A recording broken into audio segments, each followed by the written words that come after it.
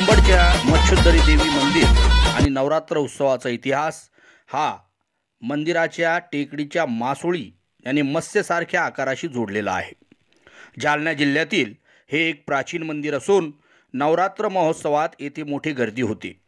या उत्सवात तुळजापूर, कोल्हापूर, माहूर आणि सप्तशृंगी या 3.5 पीठांच्या शक्तीचे वास्तव्य येथे मानले जाते, ज्यामुळे या देवीला विशेष महत्त्व प्राप्त झाले आहे। अंबड येथील हे मंदिर जालना शहराच्या दक्षिणेस सुमारे 21 किलोमीटर अंतरावर आहे। ज्या टेकडीवर हे मंदिर आहे तिचा आकार मासोळीसारखा असल्यामुळे या देवीला मत्स्योद्धरी असे नाव मिळाले आहे। महाकाली, महालक्ष्मी, महासरस्वती असे तिन्ही देवीच्या स्वरूपाचे 3 तांदळे आपल्याला येथे पाहायला मिळतात। असे सांगण्यात येते की मार्कंडेय ऋषींनी तपश्चर्या केली आणि त्यामधून या देवी येथे प्रगट झाल्या। या देवींची कोणीही स्थापना केलेली नाही, नवसाला पावणारी देवी अशी देखील लोकांची धारणा आहे। उंच डोंगरावर वसलेल्या देवीच्या दर्शनाला जाण्यासाठी भाविकांना पायऱ्या चढून जावे लागते। 7व्या माळेला या मंदिरामध्ये प्रचंड गर्दी होते। पुण्यश्लोक अहिल्याबाई होळकर यांनी या मंदिराचा जीर्णोद्धार केलेला आहे। 7व्या माळेला रात्रीच्या आतिषबाजीनंतर 8व्या माळेला रात्री 12 वाजता होम हवनाला सुरुवात होते। याची पूर्णाहुती 9व्या माळेला सकाळी 6 वाजता ब्राह्मणांच्या मंत्रोच्चारात पूर्ण होते।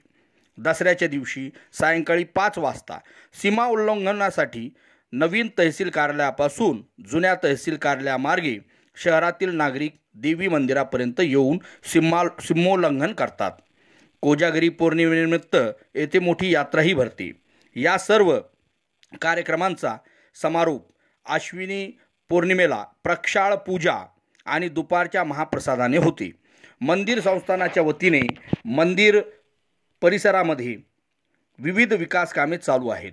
यामध्ये भक्त निवास, पक्षीघर, दगडी पायऱ्या, महाप्रवेशद्वार, बहुउद्देशीय हॉल, कमळाचा हौद आदींचा समावेश आहे। अंबडचे तहसीलदार हे मंदिराचे पदसिद्ध अध्यक्ष असून